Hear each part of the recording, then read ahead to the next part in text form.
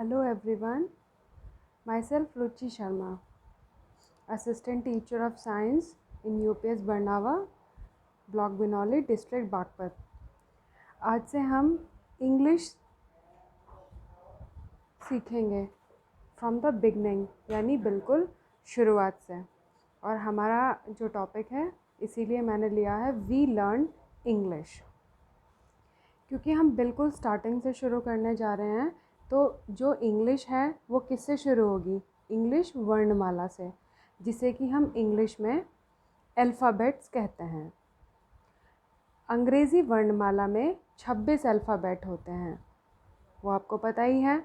ABCDEFGHIJKLMNOPQRSTUVWXYZ। Alphabet लिखने के दो तरीके होते हैं।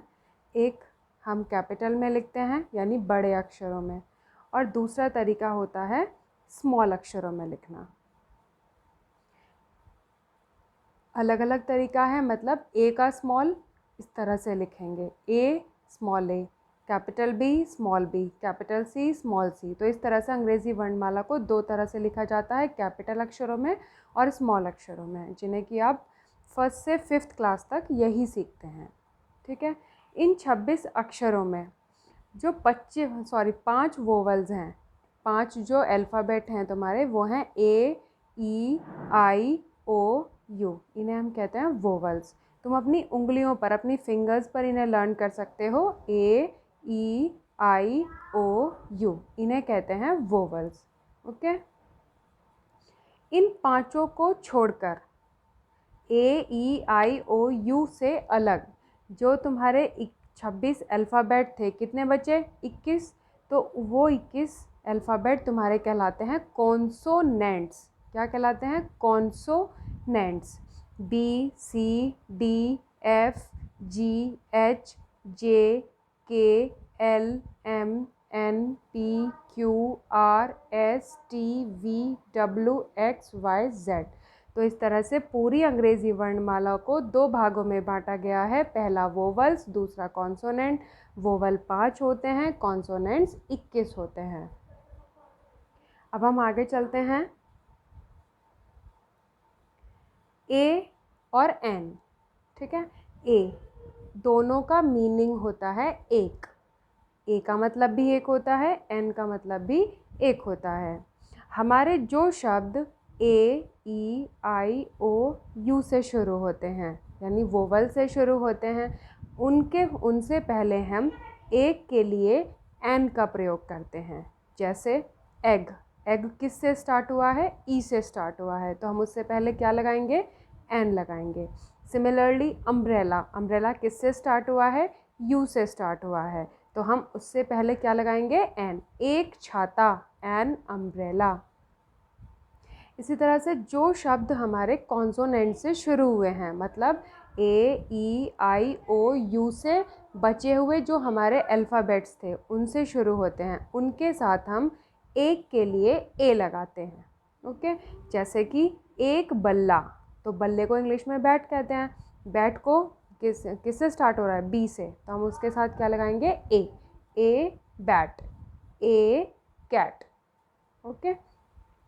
तो अब आगे ये कुछ फिलअप्स हैं जो तुम अपनी नोटबुक में करोगे। ठीक है। आगे की तरफ ब्लैंक दिया हुआ है, तुम्हें इसमें ए और एन भरना है। क्या भरना है? ए और एन। डॉग, जैसे डॉग है, डॉग किस से स्टार्ट हो रहा है? डी से स्टार्ट हो रहा है। डी क्या है? कॉन्सोनेंट है, तो हम उसके साथ क्या लगाएंगे? ए। इसी तरह से नेक्स्ट है एप्पल, ए से स्टार्ट हुआ है। ठीक है। ए क्या है? वोवल, तो वोवल के साथ हम क्या लगाएंगे? एन। तो इस तरह से ये पूरी एक्सरसाइज तुम्हें अपनी कॉपी में फिल करनी है। इन्हें अपनी कॉपी में लिखो और इन्हें फिल करो। ओके।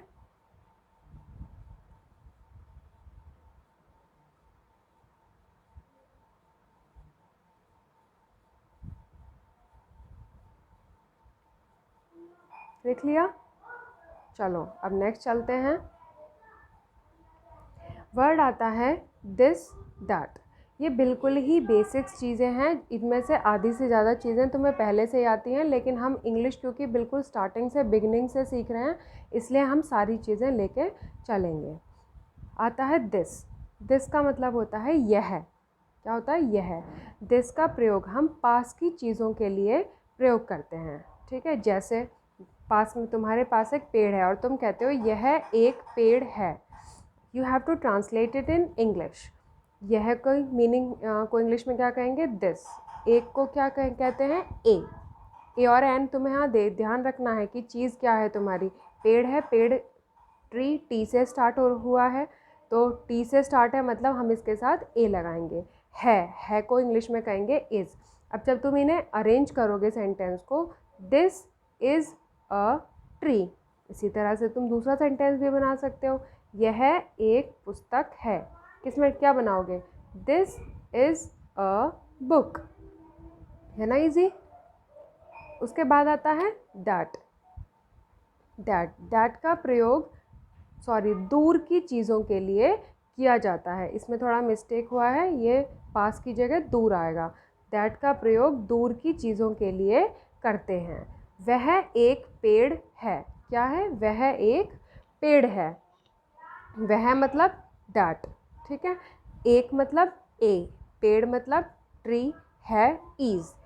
वह एक पेड़ है। इन सारे वर्ड्स को जब तुम अरेंज करोगे तो बनेगा दैट इज़ अ ट्री। और ये याद रखना है, दिस और दैट हमेशा एक वचन वाली वस्तुओं के लिए ही प्रयोग करते हैं। जैसे एक पेड़, एक बल्ला, एक गेंद, एक पुस्तक, तो उसमें हम दिस और दैट का प्रयोग करते हैं, ठीक है। अब ये कुछ सेंटेंस मैंने तुम्हें दिए हैं, इन्हें तुम्हें इंग्लिश में ट्रांसलेट करना है। यह एक गेंद है। यह दिस, एक अ, गेंद बॉल, है is, this is a ball. इसी तरह से ये पांचों सेंटेंस तुम्हें इंग्लिश में ट्रांसलेट करने हैं। इन्हें अपनी नोटबुक में लिखो और इन्हें इंग्लिश में ट्रांसलेट करो। अब हम आगे चलते हैं। These, those, THESE, these, and THOSE, those. These का मतलब होता है ये। क्या है? ये। दीज का प्रयोग हम पास की चीज़ों के लिए करते हैं, ठीक है। जब बहुत, लेकिन कब? जब चीज़ें बहुत सारी हैं। जैसे अगर मैं कहूँ पुस्तक, तो तुम उसमें पास के लिए दिस लगाओगे, लेकिन अगर मैं कहूँ पुस्तकें, तो पुस्तकें बहुत सारी हो गई, तो उसमें हम पास के लिए दीज लगाएंगे, ठीक है। ये पुस्तकें हैं, ये के लिए हम यूज़ करेंगे दीज।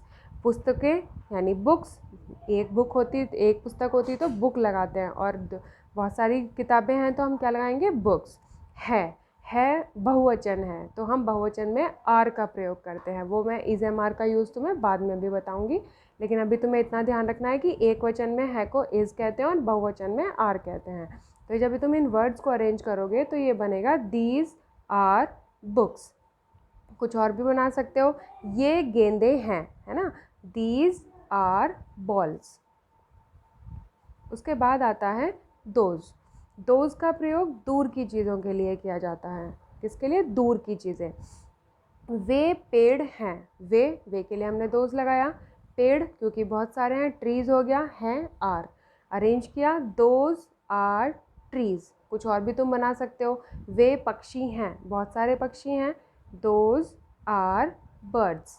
ओके, तो दीज और दोज का प्रयोग तुम बहुवचन वस्तुओं के लिए प्रयोग करोगे, और दिस और दैट का एक वचन के लिए। Isn't it? अब ये 5 सेंटेंस मैंने तुम्हें दिए हैं, इन्हें तुम इंग्लिश में ट्रांसलेट करना। जैसे फर्स्ट है, ये पुस्तकें हैं, क्या बनाओगे? These are books.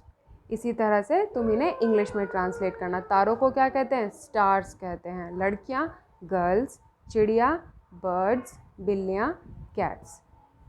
तो आज के लिए बस इतना ही। नेक्स्ट टाइम इससे आगे हम नेक्स्ट चैप्टर में पढ़ेंगे, ठीक है। इन्हें ध्यान से अच्छे से पढ़ो, और इंग्लिश की जो हमने शुरुआत की है उसका टारगेट हमें पूरा करना है।